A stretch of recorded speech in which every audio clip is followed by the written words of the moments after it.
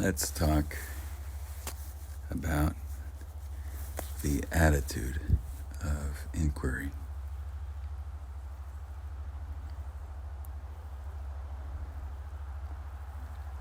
This is one of the most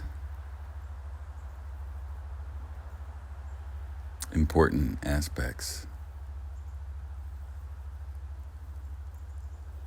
of inquiry.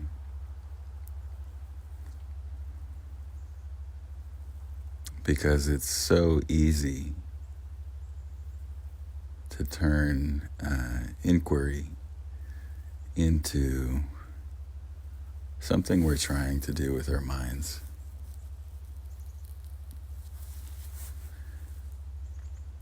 Which is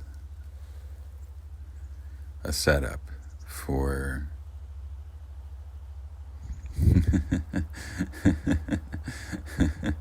resisting what's arising. The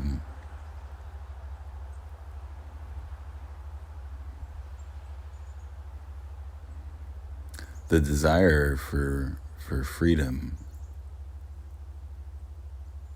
is pure, we could say. It's very intrinsic.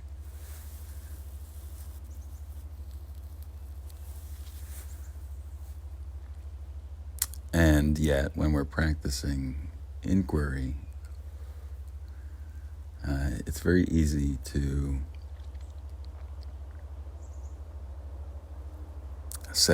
create resistance, an additional layer of resistance to what we're practicing inquiry about.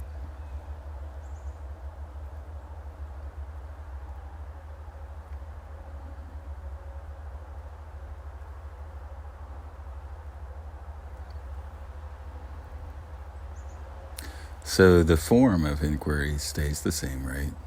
The form is usually something like, is this really true?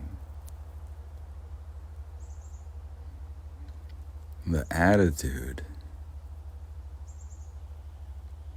I'm just going to use some descriptors for the attitude.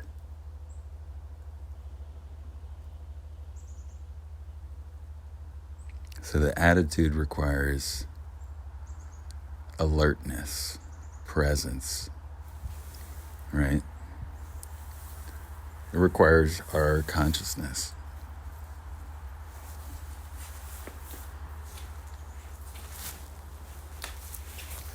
And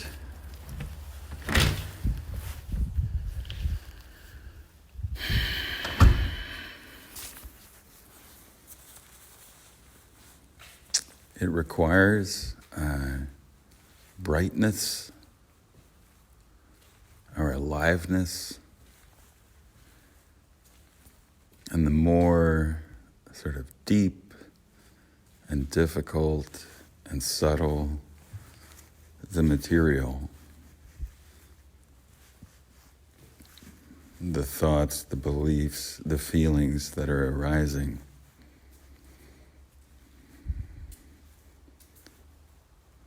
it takes all of us, right? And so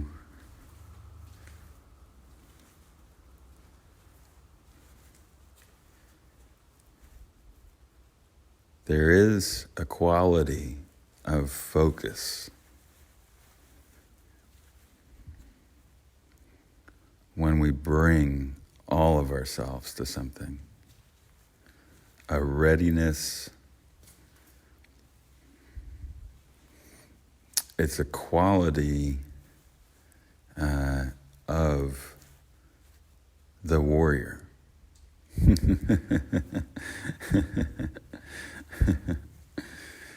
Right? The warrior energy. And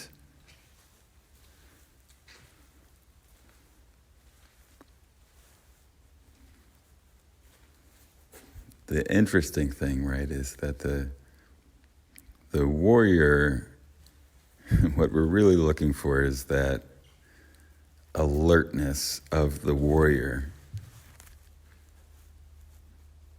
without the forcefulness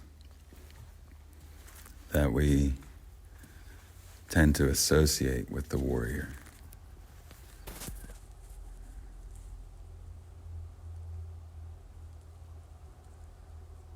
So just imagine gathering your energy, gathering your attention, gathering your focus.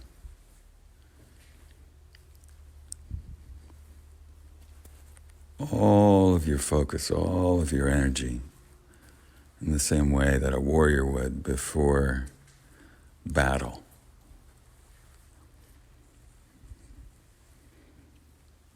They would sharpen their sword, maybe for hours, polish their helmet and their shield.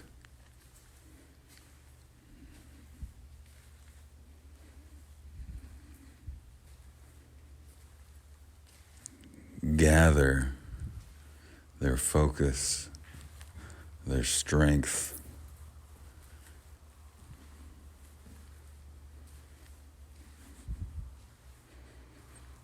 And in this case,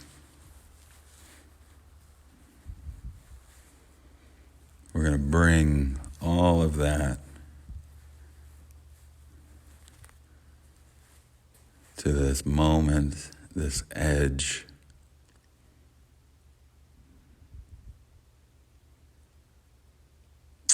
Of silence, of motionlessness.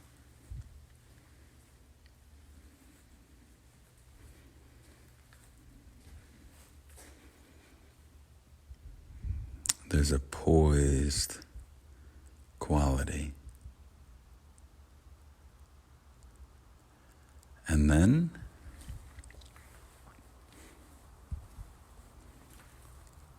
just a tiny bit of relaxation.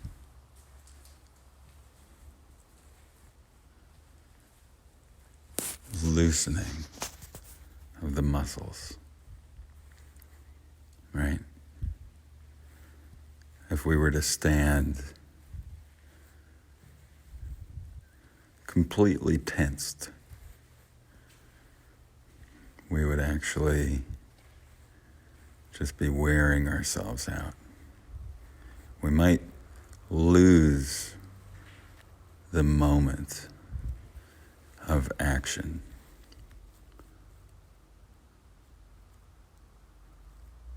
So it's gathering and then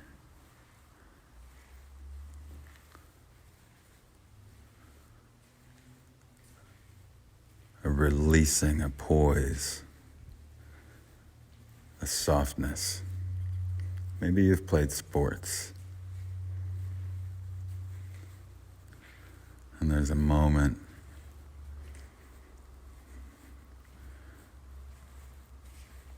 in baseball.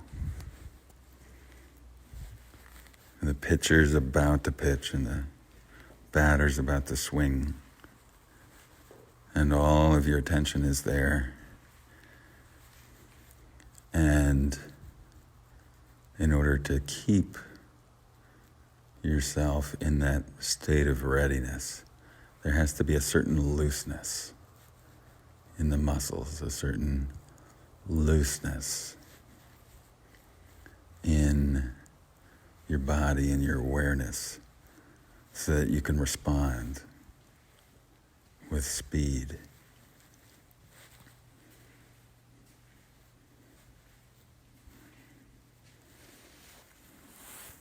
So it's positioning ourselves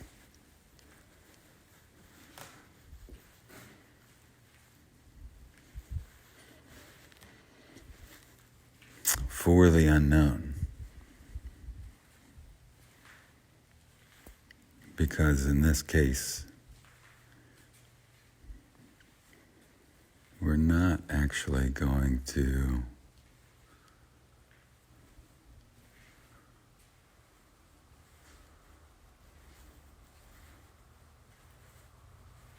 respond so much as allow to unfold, allow ourselves to witness.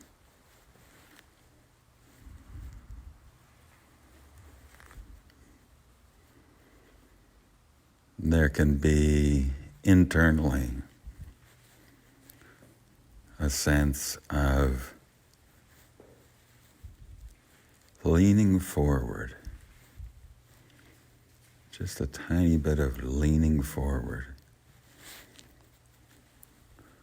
It's very common, particularly when it's fear that's arising, for us to shrink back. And so gathering our focus, our attention,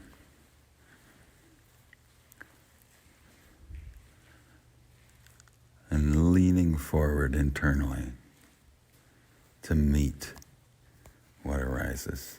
Not to do anything with it necessarily, but just to meet it.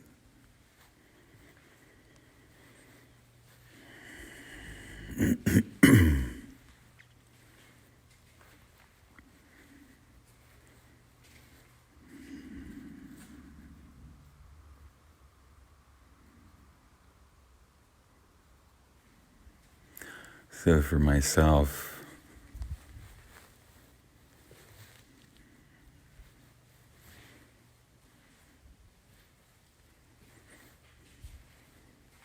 I have a question in the form of a statement that I use sometimes as just a little, it can be a little orienting test.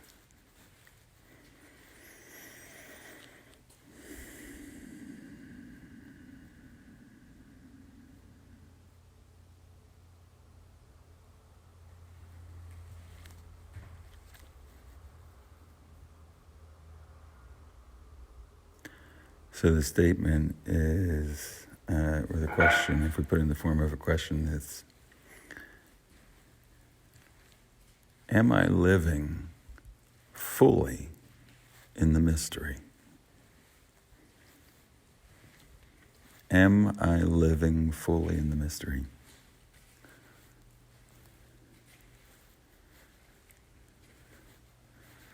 And so what that means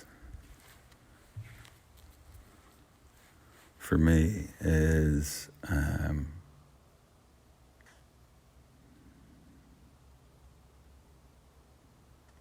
I can live in the mystery.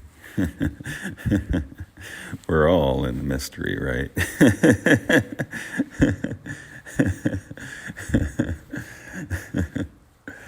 We're all in the mystery at all times, right? And there's so many different ways I can live in, not quite in the mystery, so much as in response to the mystery. Right?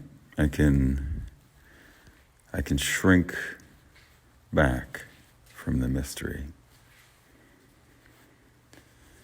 I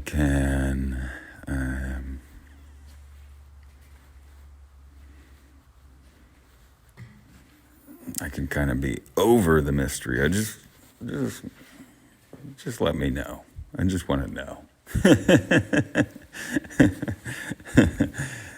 Yeah, a different kind of, slightly different feeling of resistance to the mystery.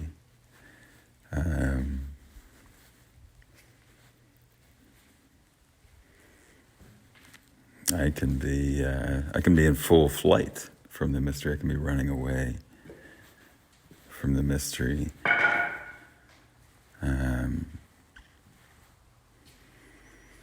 I can be in opposition to the mystery. And so this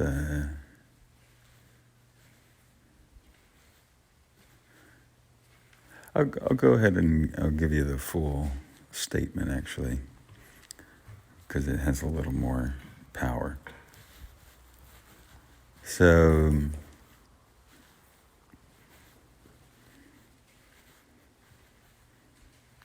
I create a world of transformation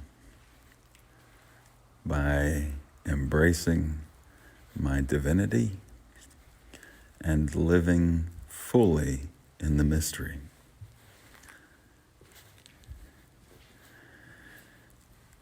I create a world of transformation by embracing my divinity and living fully in the mystery.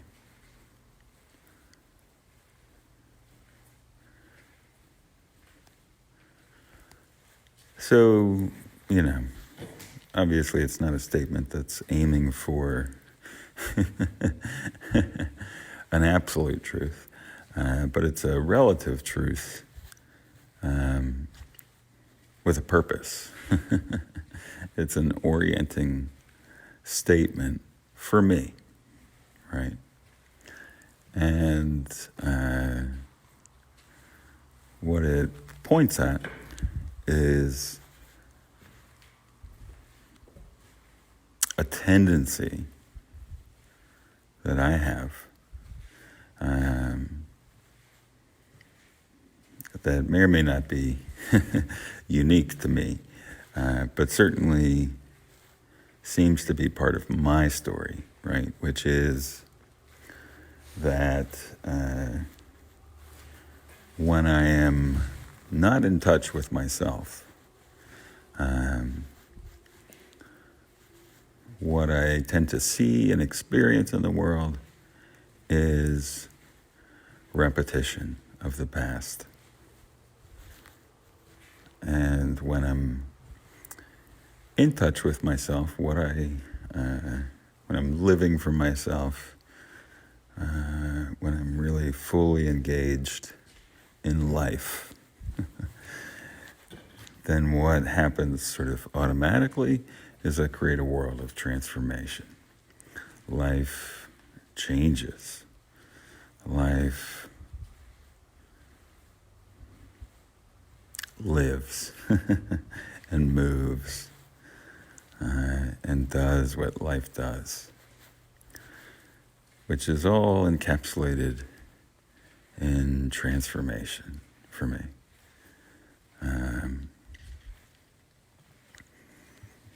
The opposite of transformation in this context would be something like stagnation.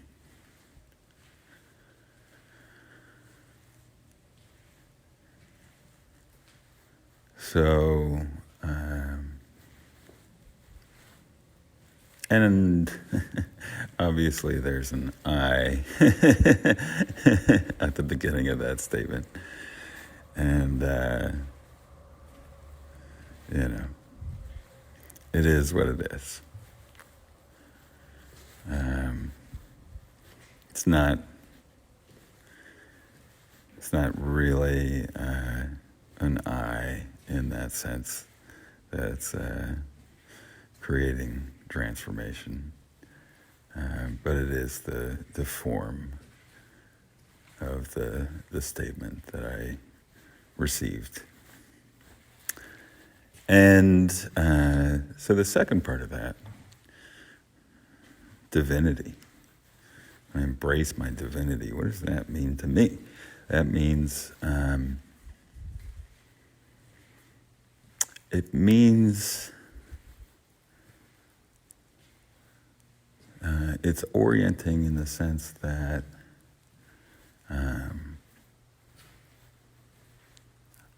I'm here in a given situation, in a given place. I'm always, whatever place I'm in,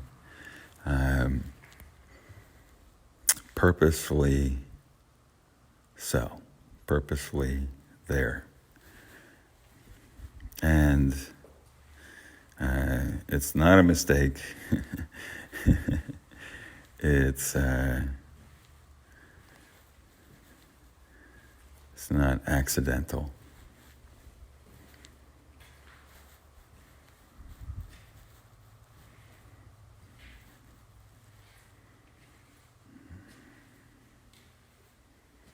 And that's it's opposite in this context. The opposite of divinity in that sense would be something like nihilism, a sort of meaninglessness, purposelessness.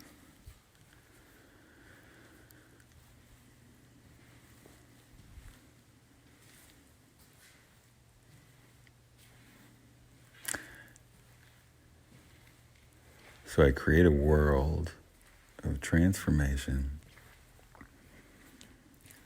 by embracing my divinity. So if I embrace my divinity and I live fully in the mystery, I lean just that little bit in.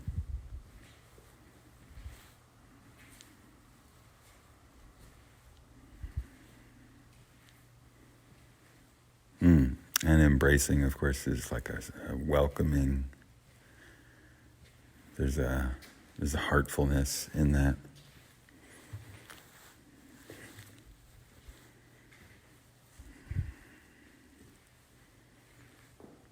Living fully, there's courage in that.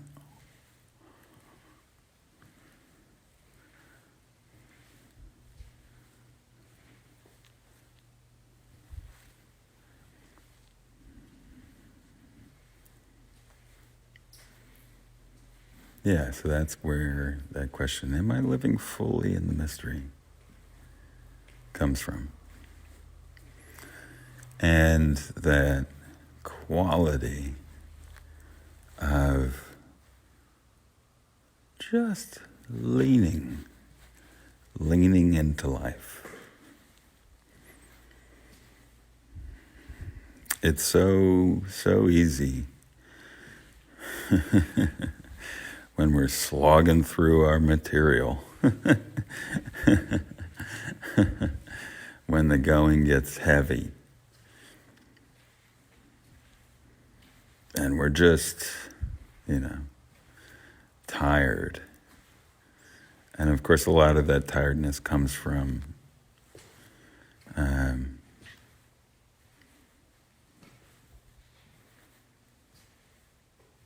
how hard the ego, the mind is working to dismantle itself. It comes from just a sort of lack of skillfulness in our orientation, because these things are so hard to describe, because we really just have to find our way. There's only so much we can be taught and told about this kind of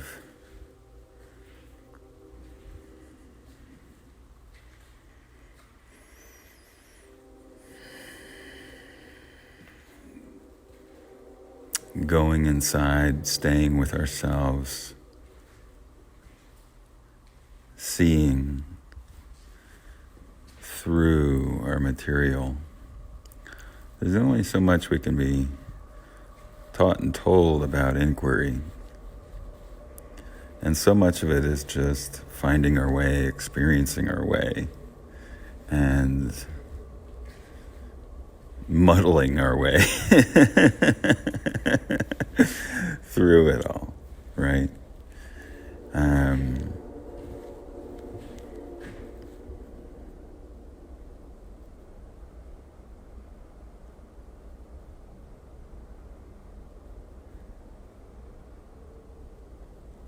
But yeah, as we move through deeper and deeper layers, more and more subtle material in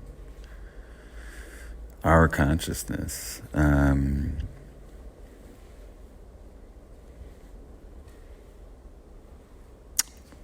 having sort of a proper orientation, a proper attitude becomes more and more and more critical.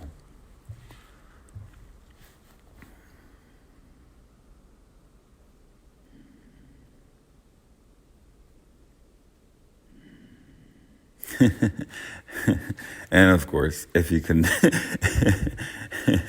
if you can find that orientation and attitude earlier in the journey, the journey will go much more smoothly and quickly and with much less fuss.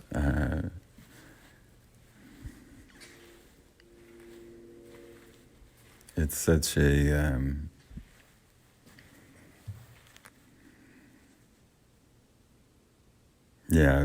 I was reminded, I was talking with somebody yesterday, and I was reminded of what a slog it can feel like, just emotionally drained of energy, vitality, when we're really in the journey of, meeting our old material, and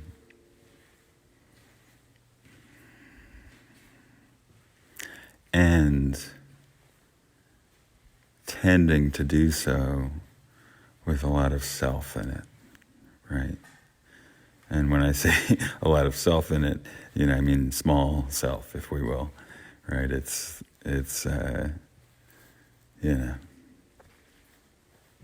we've finally learned, okay, we're going to look inside. We're going to, be this immovable mountain of consciousness, the Buddha under the Bodhi tree, Jesus in the desert.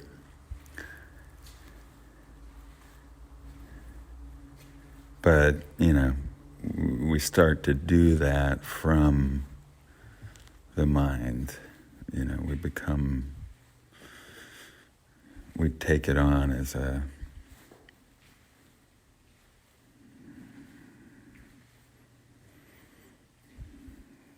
mission of sorts, and we take it on as a forceful act.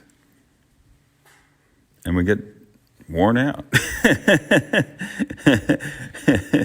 It can be a tiring process without all that. And yet, when we're doing it, inevitably there's a certain amount of meeting fire with fire, and it's tiring, it's wearing.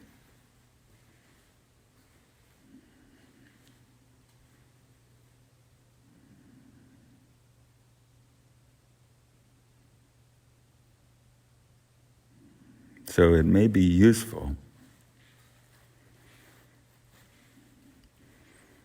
when you have some material arise and you're going to sit down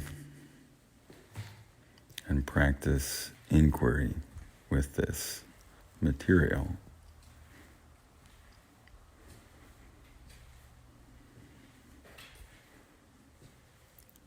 to gather what you can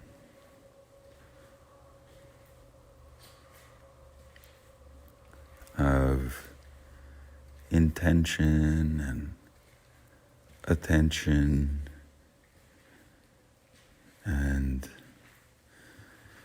sharpness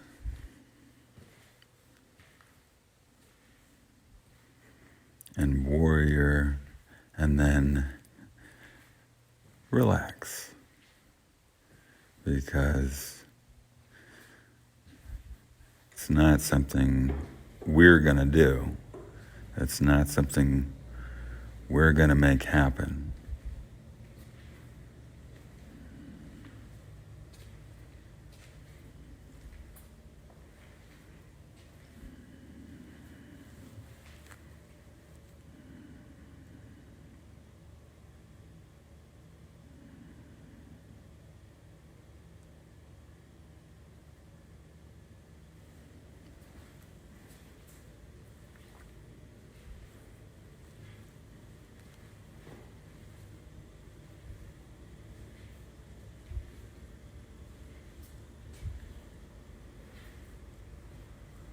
But make no mistake, life wants all of us. Life wants us to show up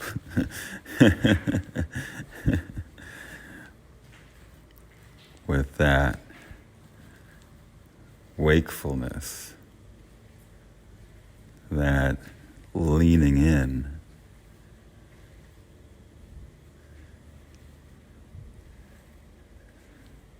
all moments and everywhere.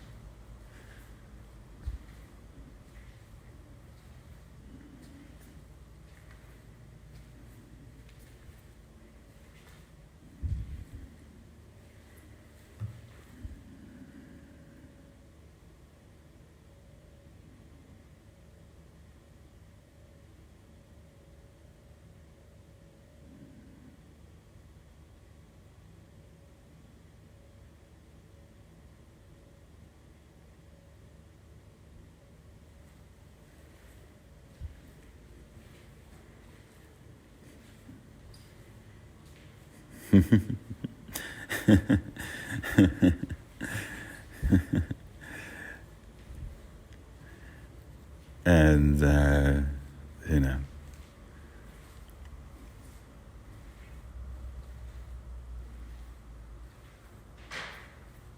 it's easier to watch a sunset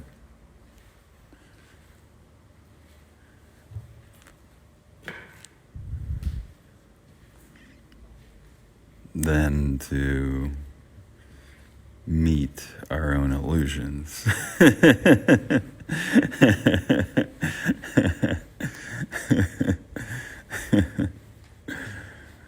Maybe. So,